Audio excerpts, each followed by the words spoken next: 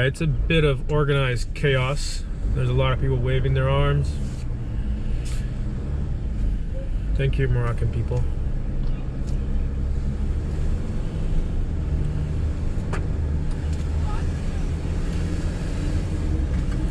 We are now the latest wave to be escorted to the Tanger Med port.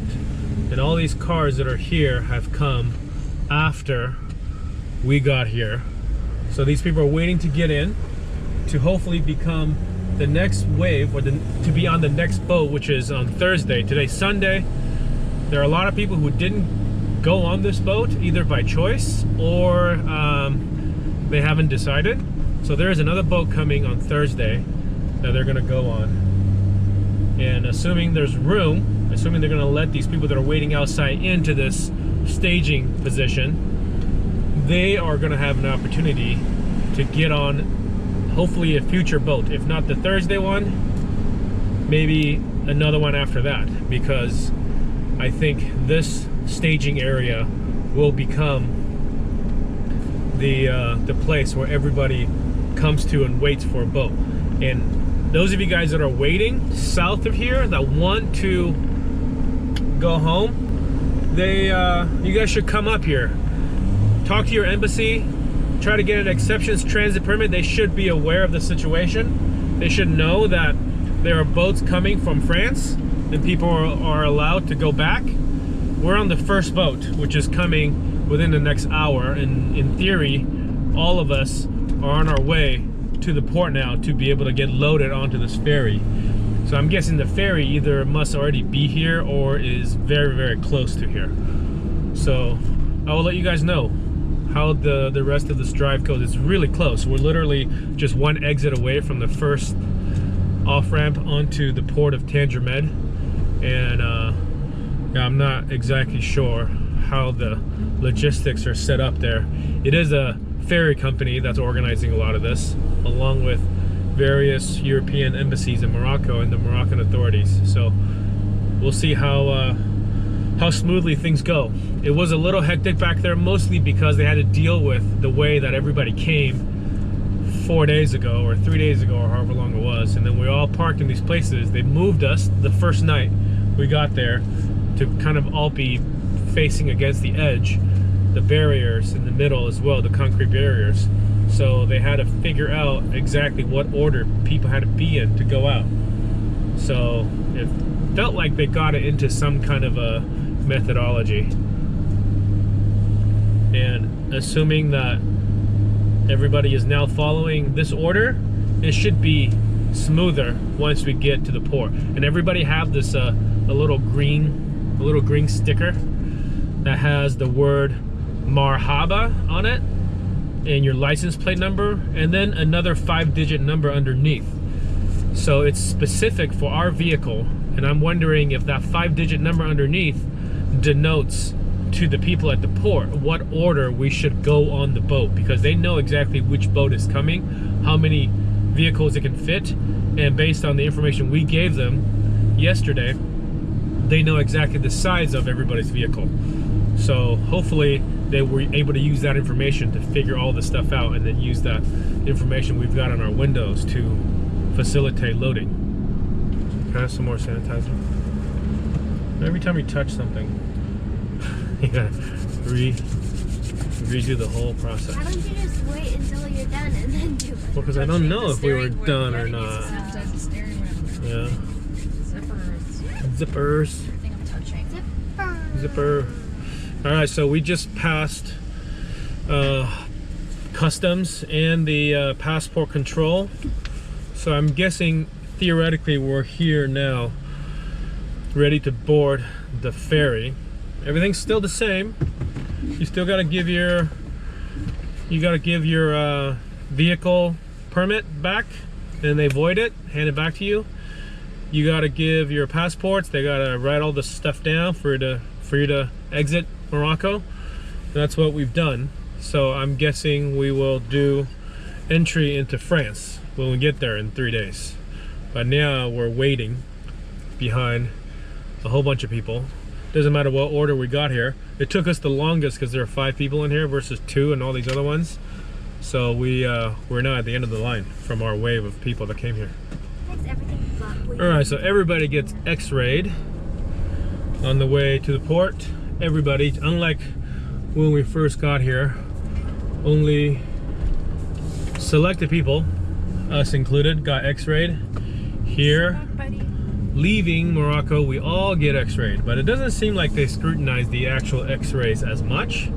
Maybe they're just trying to get everybody through and they're gonna look at the stuff later, and you know, if they see something wonky, they'll come find you while we're boarding. I don't know, but it does seem like they just scanned and then will send us on our way. So now we're driving towards the ferry that I see sitting here waiting for us. I think it's almost 4 o'clock. 3:56. The ferry is supposed to leave at 4. Or we've also heard rumor that I wasn't going to leave till 8, so we'll see what happens. There's like stuff already on our stuff. Yeah. All right, they took everybody's temperature. Actually, me and Marlene's temperature. Say bye, Morocco. Now we're on the ferry, officially on the ferry. I have to go on the tilt today. And some of these, yeah, these cars are very slanty. Hoping we didn't have to go on this area. Well, I'm kind of hoping that we're out in the open. Huh? So we get some solar? Or maybe not. Oh wait, never mind. Oh, we're in the flat area. This is better. This is cool. Yes.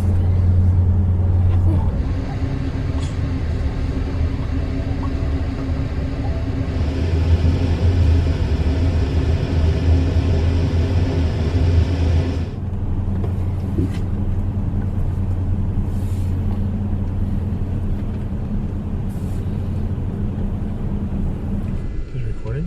Oh, it is recording.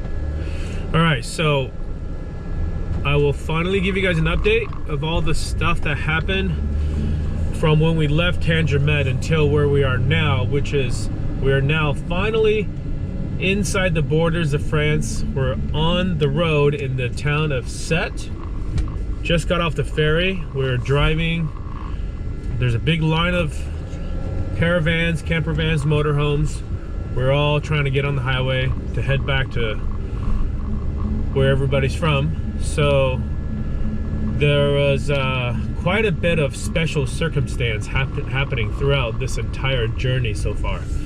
When we left Tanger Med, we were escorted by the police to the port, and at the port we all had to go through regular customs. Everybody had to get x-rayed, and I want to say it was probably a little faster than normal, because last time when we came into Morocco we got x-rayed. We sat there while they waited to go through the scan before we were allowed to leave. This time they x-ray like 5 cars at a time, and then we all just leave afterwards. And then it took a while to get onto the boat, and everybody's taking extra precautions. It's a pretty big boat, and we thought we were one of the last people on, but it took a while to get everybody else on still, even after we got on. So we went straight into the boat. We walked to the reception. We were on deck 4, and we walked to reception. There was a line of people going to reception. We're trying to keep our distance, and they give you paper masks when you get into the boat pretty much right away. So you put them on, and then you wait at the reception, show them your ticket. And some people want to know how you buy tickets. I don't know how it's going to be for you guys that are arriving at Tanger Med now, trying to buy tickets beforehand, or if it's even possible.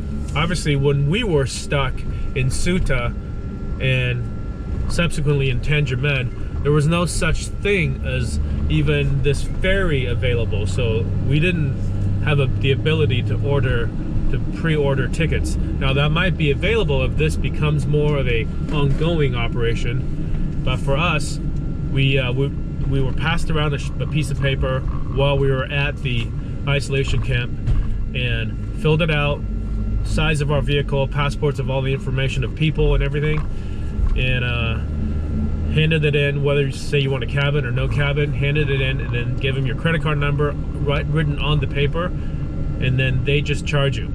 And that same night after we handed the paper in, we also handed in our passports, all of our passports wrapped together in a rubber band. Then we just gave it to them, and they sorted all this out in the back end on their own, because you know they had to figure out which passports go with which tickets and which tickets go with which sheets of paper that had all the stuff written on it. So then once that was in, the very next morning the tickets were paid for.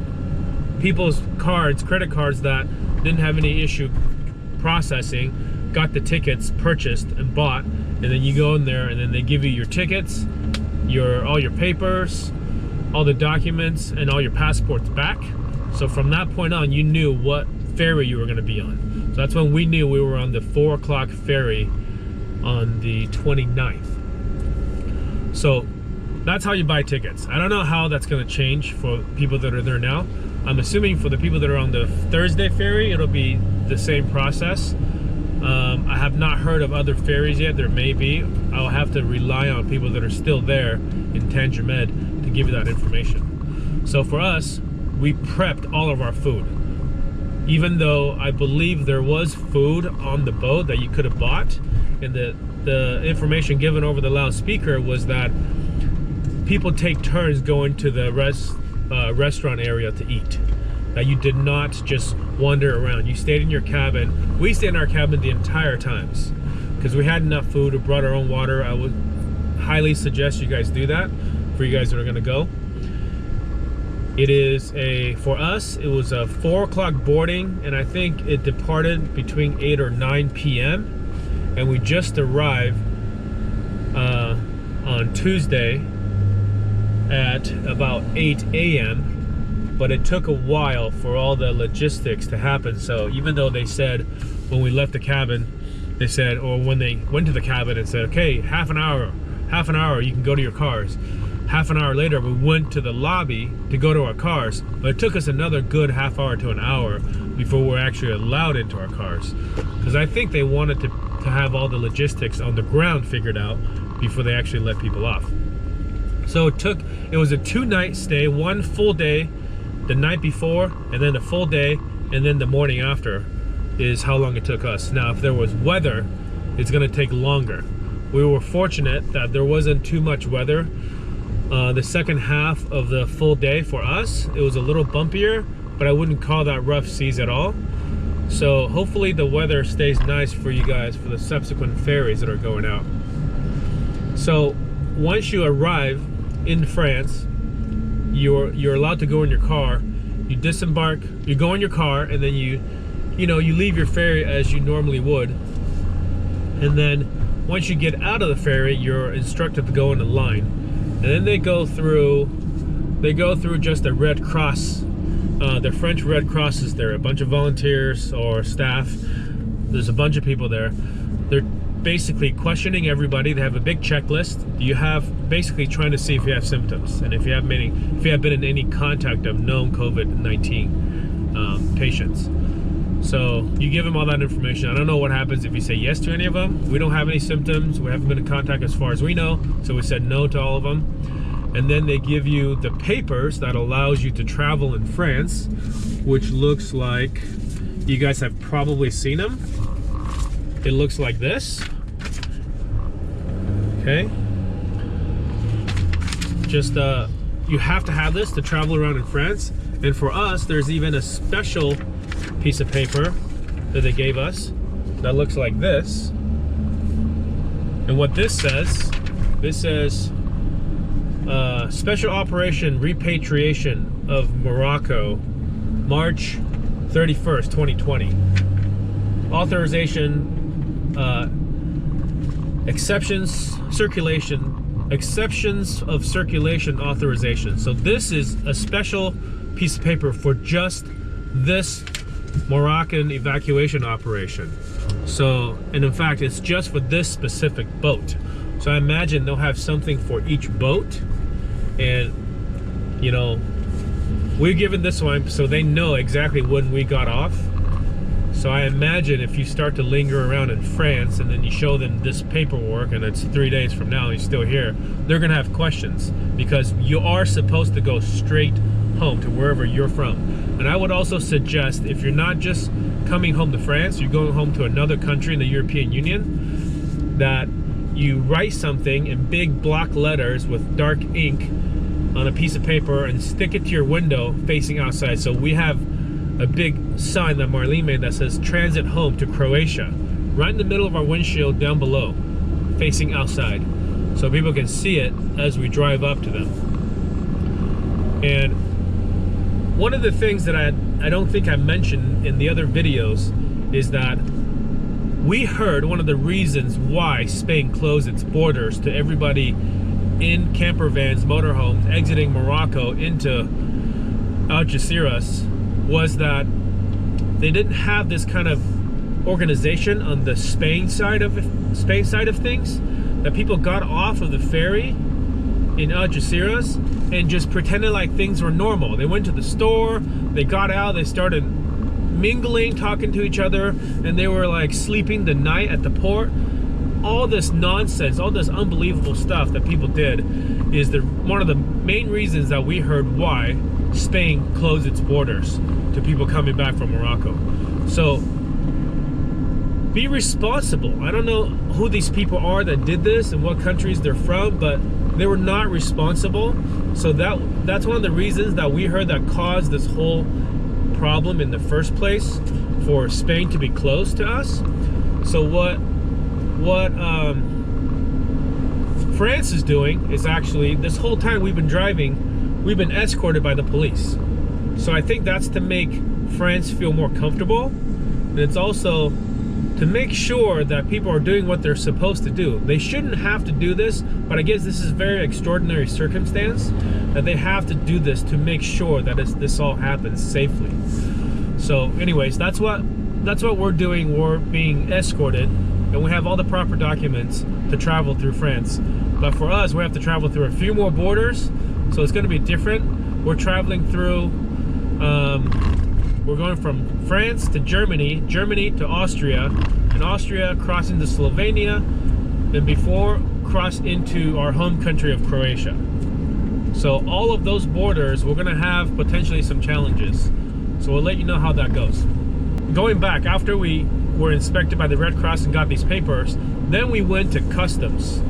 So customs will do their regular customs check. They'll check your passport, and they check all your documents, and they'll look in your car if they need to. They have dogs that sniff your vehicle like they would normally. And then you go through that, you wait in another line. So this is the last line, which is just regular police, and the police will essentially make sure you have all the right paperwork. So this special, like, repatriation special operation paperwork that we got for this ferry boat, they wanted to make sure that you have it filled out, that you have it, and then they take a picture of it, and then they take a picture of your car so they know who's on the road. And then after that, you go out of the port, onto the streets, under police escort, and we are assuming the police is not going to escort us all the way home, obviously, because they can't physically do that. All right, so just as we suspected, the police escort ended at the toll booth of the highway. So once we went across the toll booth and onto the highway, and that's where all the police escort ended. So now we are on A9 in France, the toll highway, and we gotta kind of figure out which direction we should go, because we're considering, well, we gotta get to Croatia, so there are basically two main ways. If we go up into Germany and then come down, Germany, Austria, Slovenia, and then into Croatia, it adds an extra, I want to say like 500 to 600 kilometers, about 300 miles to our trip. But to drive across Italy, not only is the infection rate really high, they also have a very high fatality rate. And, you know, there's a lot of different reasons why that might be. We don't want to speculate, but it definitely has put a lot more people on edge there. And just as all of Europe, you know, France is getting pretty high. Germany's got a lot of infections, but very, very low fatalities. So I suspect what's happening is Germany is doing a lot more testing than other people. And there's a lot more dark cases in all these other countries that have very high fatality rates. So we're trying to call a few different Croatian embassies in Italy just to figure out what is possible and what isn't. But in the meantime, I think we're gonna just by default drive towards Germany and take the extra 300 miles, 500 kilometers, and then go down. And another reason for that too is because Germany, there's no toll booths, so there's less contact for us to have to roll down the window and pay toll, touch buttons, or even interact with a person. And in Austria, there are no toll booth, but there is a toll that you buy one time. You buy a vignette, and you only buy it one time, and I believe you might even be able to buy it through your phone, and then you won't have to pay toll at the toll booths. So those are two real positive things going for these two countries. But the thing that we got to consider is the longer distance and also more borders to have to cross. So we may potentially run into more trouble at the borders, having to explain our situation and why we're on the highway and while we're driving. So that's what we're thinking. But at least for today, we've got a good 700 kilometers, about 400 miles to drive. So we probably won't even get into Germany. We'll see. Maybe we will. And depending on what the road conditions are like, right now it's just big trucks delivering freight, so it's not a big deal. But if it's easy to get fuel, it's easy to drive, we may just take turns and drive through the night. So, but for now, we are full head of steam in the car now, driving across Europe. If you guys have any questions, I appreciate all the questions. I especially appreciate all the Moroccans who have offered tons and tons of help. And we will be back in Morocco next winter, assuming all this blows over, and I think that it will. So thanks again for all you guys, and I hope this is helping some of you that are stuck. I know this is also starting to help maybe some of you that are in other parts of Europe other than your home, in your caravan and motorhome that you want to drive home. So somebody said that they were stuck in Spain wanting to drive to Croatia. You can kind of stick around here and see what our experience is like over the next 2 days. So appreciate you guys for everything, and I'll see you guys in the next video.